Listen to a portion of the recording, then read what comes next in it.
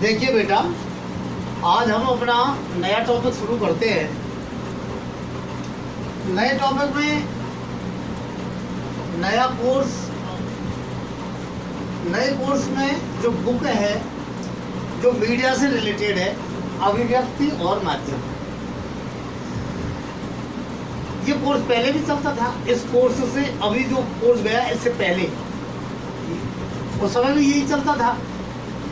तो ये जो बुक है अभिव्यक्ति और माध्यम, ये सब पूरी की पूरी मीडिया से संबंधित है। अब आप सबसे पहले तो ये समझने का प्रयास करें, इस बुक का नाम जैसा है, अभिव्यक्ति और माध्यम।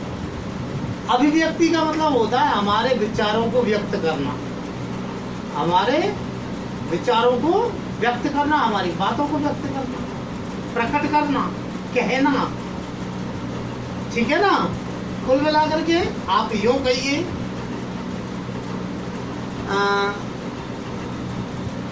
हमारी बातों को प्रकट करना, telling of our conversation, explanation of our thought. ठीक है ना? तो इस प्रकार से अभी हमारी जो विचार हैं उनको प्रकट करना अभिव्यक्ति कहलाता है। और माध्यम का मतलब होता है साधन। माध्यम का मतलब क्या होता है? साधन।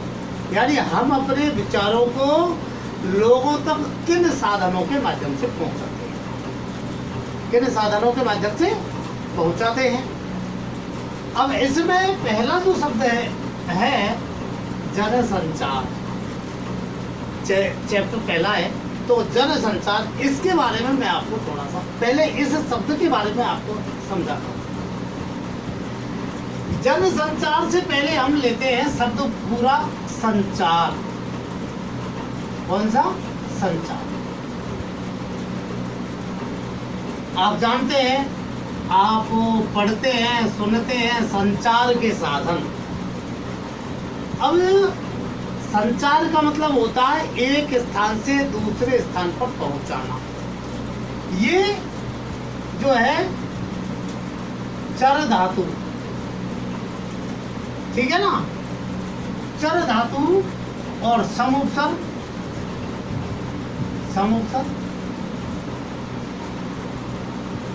तो चर धातु से ये शब्द निर्मित हुआ है। चर का मतलब होता है विचरण करना, आना जाना, है ना? दूसरा भी हो सकता है चरोवेती यानी चरना। जिस हम जानवरों के लिए कहते हैं चरना, कि जानवर चल रहे वहां तो उसके लिए तो होता है ईटिंग द फूड, जो है ईटिंग द ग्रास, घास खाना, चरना। लेकिन यहाँ मूल रूप से ये जो चर धातु है, इस चर का मतलब होता है विचरण करना, एक स्थान से दूसरे स्थान पर पहुंचना। समुपसर्ग है समान रूप से। तो समुपसर्ग और चर धातु से जो है इस शब्द का निर्माण हुआ है। तो संचार शब्द बन गया। संचार का मतलब हो गया एक स्थान से दूसरे स्थान पर पहुंचना, जाना। ठीक है ना? अब ये तो हुआ क्या? संचार। अभी मूल रूप में मोटे तौर पर समझा रहा हूं मैं, स्टेप बाय स्टेप आपको जो है फिर कल से समझाऊंगा। और लेकिन मैं एक प्रारंभिक परिचय दे रहा हूं मैं आपको इसका। तो अब ये जो संचार है, संचार का मतलब साधन हो गया, वो एक स्थान से दूसरे स्थान पर पहुंचना हो गया। अब एक स्थान से दूसरे स्थान पर किसका पहुंचना? हमारा पहुंचना, गाड़ी का पहुंचना, या और किसी चीज का पहुंचना। तो ये हो गया सूचनाओं का पहुंचना।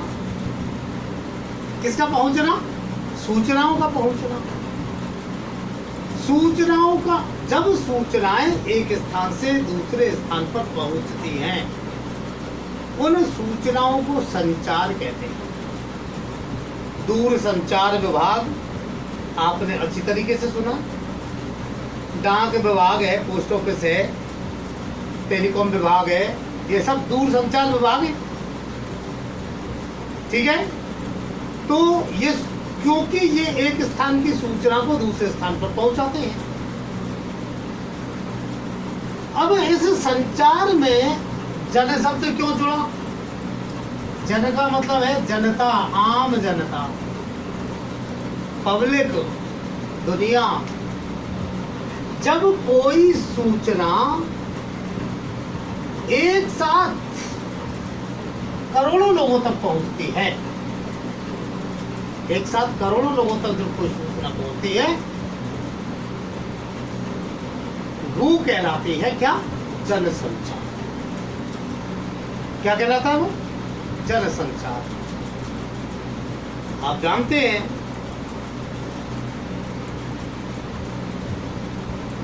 हम अपनी बात को अपने द्वारा केवल मुख से बोल करके एक साथ करोड़ों लोगों तक नहीं पहुंचा सकते। हम सामान्य रूप में बोले, क्लास में हम पढ़ाएंगे 100, 200, 250 बच्चा की क्लास पढ़ाएंगे, 400 की पढ़ाएंगे, ज्यादा माइक से पढ़ाएंगे। आजकल तो आप लोग देखते हैं कि कुछ टीचर छोटी छोटी सी क्लास होती है, उनमें माइक यूज करते हैं, तो जो है जब बहुत ज्यादा लोगों तक सूचना है कैसे पहुंचा पाएंगे? तो बहुत लोगों तक एक साथ सूचना केवल हमारे माध्यम से, माइक से भी अगर हम बोले तो ज्यादा से ज्यादा लाख 1.5 लाख लोगों को तक हम सूचना पहुंचा पाएंगे। लेकिन बात आती है करोड़ों लोगों तक, करोड़ों अरबों लोगों तक एक साथ सूचना को पहुंचाना।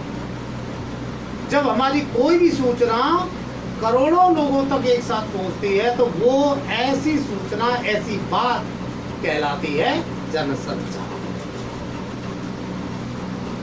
अब जनसंचार जो है, मैंने आपको बताया कि जब कोई भी सूचना करोड़ों लोगों तक एक साथ पहुंचती है, उस सूचना को कहा जाता है क्या? जनसंचार।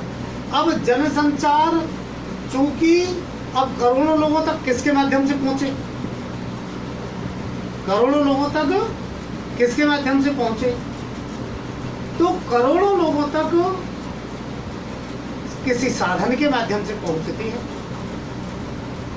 किसके माध्यम से पहुंचती है? साधन के माध्यम से पहुंचती है। जिस साधन के माध्यम से करोड़ों लोगों तक सूचना एक साथ पहुंचती है उसे कहा जाता है जनसंचार के माध्यम। क्या कहा जाएगा उसे? जनसंचार के माध्यम। अब आप देखिए, टीवी है, रेडियो है, इंटरनेट है, समाचार पत्र पत्रिकाएं हैं, ये सब जनसंचार के साधन हैं। किसके साधन हैं? जनसंचार के साधन। इन पर हम आगे बढ़ेंगे, उससे पहले इन पर हम जब आगे बढ़ेंगे, इससे पहले मैं आपको संचार के बारे में और समझा देता हूं, थोड़ा सा जो है विस्तृत तरीके से, हल्का सा। और विस्तार से तो हम बाद में समझेंगे, लेकिन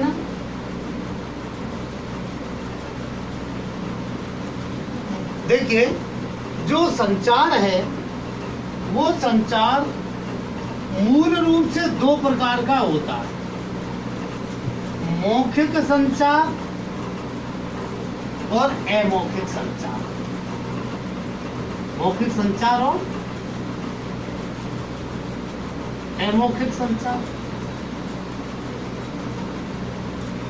अब मौखिक संचार में भी जो है 2 प्रकार, अमौखिक संचार। अब मौखिक संचार में 2 प्रकार के आ जाते हैं साहब। मौखिक संचार में 2 प्रकार के आ जाते हैं। 2 प्रकार के कौन कौन से आ जाते हैं? एक तो आ जाता है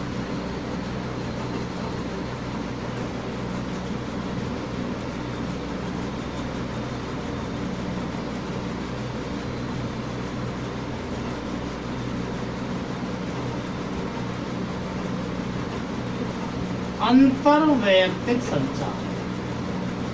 अंतरवैयक्तिक संचार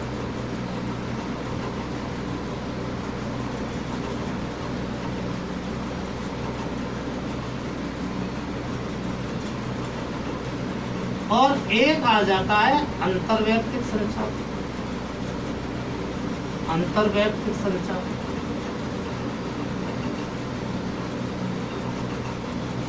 अंतर्वैयक्तिक संचार, अंतर्वैयक्तिक संचार और अंतर्वैयक्तिक संचार, इसको आप ये समझ लीजिए। अभी आप सोचेंगे कि सर ने एक ही तरीके की बात लिख दी 2 बार, आपने अंतर देखिए, यहाँ रे पूरा है, यहाँ रे आधा है, ठीक है ना। अब इसको हम बोलेंगे, पहले मुझे ये लिखना चाहिए था, अंतर्वैयक्तिक संचार, वैयक्तिक संचार और अंतर्वैयक्तिक संचार।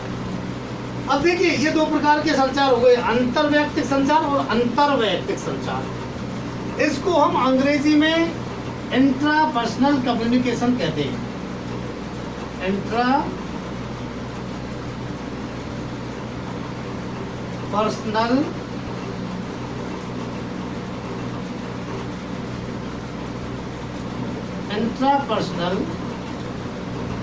कम्युनिकेशन, क्या कहते हैं जी इसको? Intrapersonal communication. और ये जो है अंतर्वैयक्तिक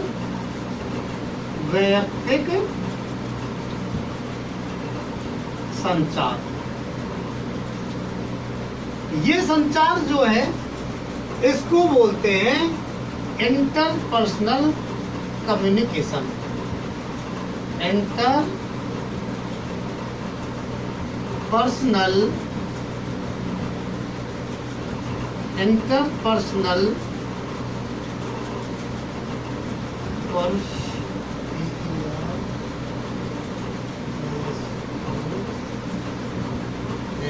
पर्सनल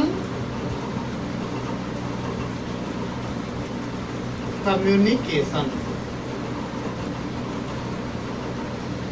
इंट्रापर्सनल कम्युनिकेशन और इंटरपर्सनल कम्युनिकेशन। अब इनको मैं अभी आपको समझाता हूँ। अंतर्वैयक्तिक संचार क्या होता है?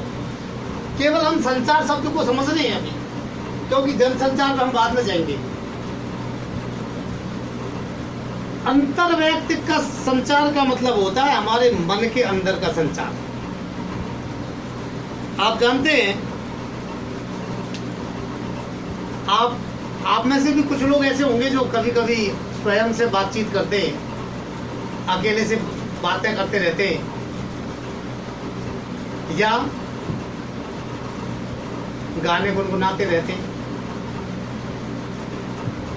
या डायरी लेखन करते, कविता लेखन करते, अपने मन में अपने विचारों की अभिव्यक्ति करना,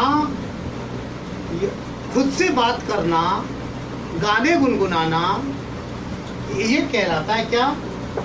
इंट्रापर्सनल कम्युनिकेशन, अंतर्वैयक्तिक संचार। यानी हमारे अंदर चल रहा है। यहाँ अंतर्वैयक्तिक का मतलब है अंदर ही व्यक्ति में जो संचार होता रहता है, खुद से बात करते रहते हैं। कई बार आप खुद भी देखते हैं, यार ये काम ऐसे कर लो, फिर दूसरा मन कहता है नहीं यार ये काम नहीं करो, ऐसे नहीं, तो कैसे करूँ? ये जो विचार चलते रहते हैं आपस में अंदर ही अंदर, तो वो कहलाता है क्या? Intrapersonal communication. और जब 2 व्यक्तियों के बीच बातचीत हो या और समूह में बातचीत हो, तो एक व्यक्ति का दूसरे व्यक्ति से बात करना कहलाता है अंतर्वैयक्तिक संचार, इंटरपर्सनल कम्युनिकेशन। क्या कहलाएगा ये? Interpersonal communication. ठीक है। अब आप देखिए, तो ये जो अंतर्वैयक्तिक संचार है, 2 व्यक्तियों के बीच बातचीत है, इसमें जो है समूह संचार भी होता है। ठीक है, समूह संचार होता है।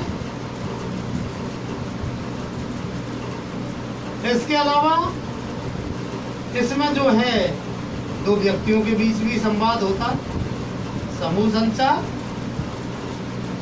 या दो व्यक्तियों के बीच बात, दो व्यक्तियों के बीच बात। ठीक है, तो इस प्रकार से एक तो हम दो व्यक्तियों के बीच में बात कर रहे हैं, दो आदमी बात कर रहे हैं, फोन पर बात करना, दो व्यक्ति बात कर रहे हैं फोन पे, ये दो व्यक्तियों के बीच बात है। समूह संचार, जैसे अब इसमें भी एकल संचार होता है और द्विपक्षीय संचार भी होता है। एकल संचार होता है जैसे जो है भाषण, नेताजी भाषण दे रहे भीड़ में, समूह संचार नहीं है, नेताजी भीड़ में भाषण दे रहे तो वो अकेले बोलते जा रहे हैं, पब्लिक कुछ बोल नहीं रही। ठीक है ना, दो व्यक्तियों के बीच बात जो है, के बीच बात। अब दो व्यक्तियों के बीच में जो बातचीत होती है उसमें दोनों ही अपने विचारों को व्यक्त करते जाते हैं, फोन पे बात करना, आपस में आमने सामने बात करना। समूह संचार में पूरे समूह में अपने विचारों को प्रस्तुत किया जाता है। क्लास में अध्यापक का पढ़ाना, नेताजी के द्वारा भीड़ को संबोधित करना, और किसी प्रकार की मीटिंग, गोष्ठी, उनका वार्तालाप, ये सब समूह संचार के अंतर्गत आते हैं। ठीक है, इसके अलावा मैं अभी सबको शॉर्ट में ही समझा रहा हूँ, विस्तृत तरीके से तो जब समझाऊंगा जब मैं पूरा चैप्टर शुरू करूंगा। अब अमौखिक संचार में आप देखिए, अमौखिक संचार होता है सांकेतिक संचार। इसके अंतर्गत आता है सांकेतिक संचार।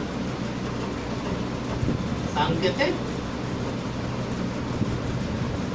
संचार, तो सांकेतिक संचार क्या है? संकेतों से समझना। देखिए,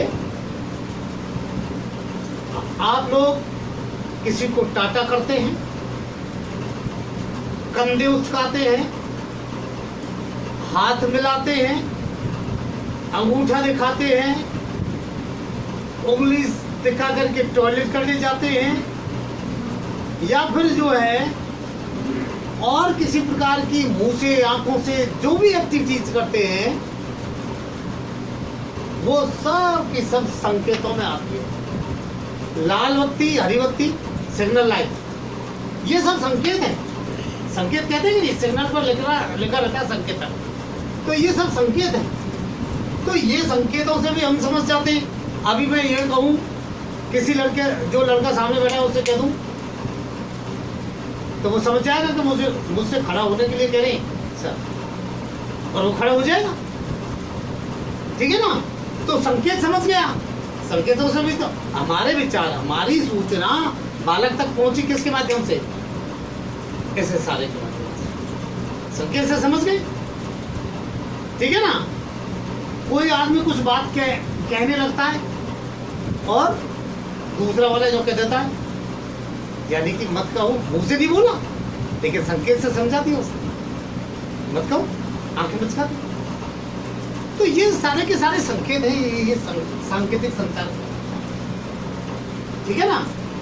अब ये जो सूचनाएं जब किसी माध्यम से जाती हैं लोगों तक एक साथ, तो वो एक साथ लोगों तक सूचनाओं का, किसी बात का, सूचना का पहुंचना किसी साधन से, किसी माध्यम से, वो कहलाता है जनसंचार। क्या कहलाता है? जनसंचार। अब आप देखिए, जनसंचार में कितनी 20 हो गई। तो जो जनसंचार को हम आपको समझाएंगे कल, और पूरा विस्तृत तरीके से।